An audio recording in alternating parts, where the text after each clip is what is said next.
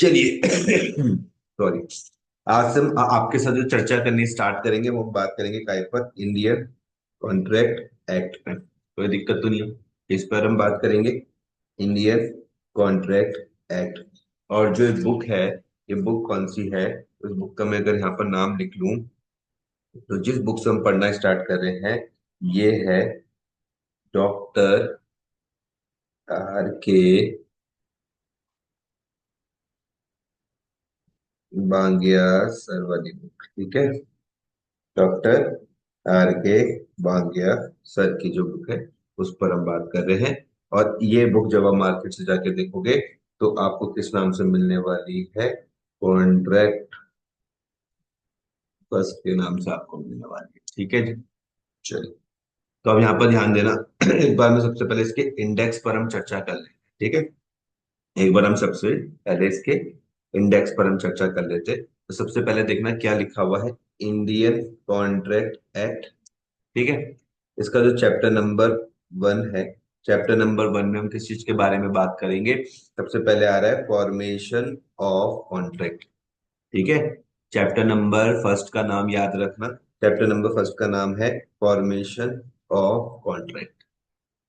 ठीक है, यहाँ पर आज जो हम स्टार्ट करेंगे, हमारा जो पहला टॉपिक है वहां से हम स्टार्ट करेंगे, एग्रीमेंट एंड कॉन्ट्रैक्ट। चर्चा की स्टार्टिंग कहाँ से होने वाली है?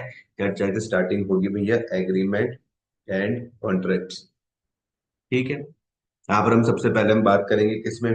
कॉन्ट्रैक्ट पर हम बात करेंगे, फिर हम एग्रीमेंट पर बात करेंगे, फिर थोड़ा और डिटेल में जाकर हम कॉन्ट्रैक्ट में चर्चा करेंगे, वॉइड एग्रीमेंट्स में चर्चा करेंगे, वॉइडेबल कॉन्ट्रैक्ट्स में चर्चा करेंगे, void agreements and voidable contracts में क्या अंतर होता है उसको हम देखेंगे। थोड़ी थोड़ी पिक्चर दिमाग में बैठाते हुए चलते रहो। मेन हेडिंग कौन सी है? Agreement and contract. ठीक है, सबसे पहले हम कॉन्ट्रैक्ट पर चर्चा करेंगे, फिर हम एग्रीमेंट पर चर्चा करेंगे, फिर कॉन्ट्रैक्ट में और डिटेल में चर्चा होगी, फिर वॉइड एग्रीमेंट्स, फिर वॉइडेबल कॉन्ट्रैक्ट्स, उसके बाद void agreement and voidable contract में हम अंतर को देखने वाले हैं। ठीक है, फिर उसके बाद जो फोर्थ आ जाएगा वो इलीगल एग्रीमेंट्स पर हम चर्चा करेंगे। ठीक है, आगे बढ़ते उसके बाद हम बात करेंगे द एग्रीमेंट, जिसमें हम ऑफर एंड एक्सेप्टेंस पर बात करेंगे, प्रपोजल और ऑफर पर हम बात करेंगे। The agreement, offer and acceptance पर हम बात करेंगे, फिर हम प्रपोजल और ऑफर को हम देखेंगे। ठीक है जी, सॉरी। उसके बाद है offer and invitation to treat और ऑफर, मतलब offer and invitation to offer में हम अंतर को समझेंगे कि क्या अंतर होता है। ऑफर और इनविटेशन टू ऑफर में क्या अंतर होता है ये हम देखने वाले हैं। अगला टॉपिक आ जाएगा assurance given by officials of a company. Assurance given by officials of a company. ठीक है, उसके बाद आ जाएगा intention to create legal relationship. Intention to create legal relationship. फिर offer must be communicated. Offer must be communicated, इस पर हम चर्चा करेंगे। फिर ऑफर हाउ कम्युनिकेटेड, इस पर चर्चा करेंगे। फिर एक्सप्रेस एंड इम्प्लाइड ऑफर्स पर हम बात करेंगे। उसके बाद हम इम्प्लाइड ऑफर्स पर चर्चा होगी। फिर communication of offer when completes, इस पर चर्चा होगी।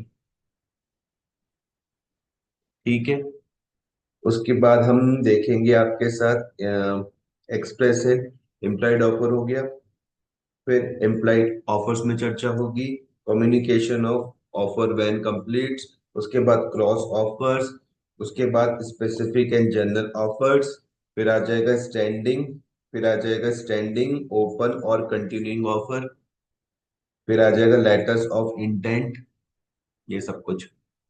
ठीक है, तो अगर मैं बात करूं कि हमें इसमें कितनी क्लास लग सकती है, चलो वो देखेंगे अभी। एक बार पहले सिलेबस को पूरा देख लेते हैं। आगे बढ़ते हम एक्सेप्टेंस में। फिर हम बात करेंगे किसमें? इस चैप्टर पर एक्सेप्टेंस में। इस पर हम देखेंगे इफेक्ट ऑफ एक्सेप्टेंस। ठीक है, essentials of a valid acceptance. Effect of acceptance, essentials of a valid acceptance. उसके बाद एक्सेप्टेंस शुड बी कम्युनिकेटेड। ठीक है, एक्सेप्टेंस शुड बी कम्युनिकेटेड। ठीक है जी, आगे बढ़ते हैं। नेक्स्ट पेज पर आ जाओ। नेक्स्ट पेज पर क्या लिखा हुआ है? Communication must be made by the offeree और his authorised agent. Communication must be made by the offeree और हिज ऑथराइज्ड एजेंट। सब समझेंगे। Only offeree can accept the offer, इस पर हम चर्चा करेंगे आगे। Communication of acceptance to a wrong person, इस पर हमारी बात होगी। Communication of acceptance not needed in acceptance by conduct, इस पर हम चर्चा करेंगे। Acceptance of offer bye conduct, इस पर हमारी बात होगी। इम्प्लाइड एक्सेप्टेंस करिए। उसके बाद एग्रीमेंट इन सब साइलेंट हो, साइलेंट साइलेंट साइलेंट यू। फिर फिशिंग। फिर उसके बाद है when is communication of acceptance completes. फिर एक्सेप्टेंस बाय पोस्ट और टेलीग्राफ। फिर offeror bound when letter of acceptance और telegraph is posted to him. Accepted bound when his letter reaches the offerer. Post office as agent. Acceptance by telephone. Communication of acceptance by telex और fax. फिर communication through email. ठीक है, आगे चर्चा होगी। Acceptance should be absolute and unqualified. फिर acceptance और rejection of tender offer must be within reasonable time. Third, acceptance should be expressed in usual prescribed manner, usual and reasonable manner और prescribed manner. ठीक है, फिर fourth में acceptance should be made while the offer is still, इसमें subsisting, where the contract completes, revocation of offer and acceptance, revocation of offer, withdrawal of bid after acceptance, withdrawal of tender, फिर tender में forfeiture of earnest money, फिर black listing, फिर revocation in contracts by post, modes of revocation, modes of offer, इसमें आ जाएगा by notice of revocation, by lapse of time, by failure to fulfil a condition precedent, by death और insanity of the offeror. फिर revocation of acceptance India में हम देखेंगे। फिर revocation of acceptance England पर हम चर्चा करेंगे।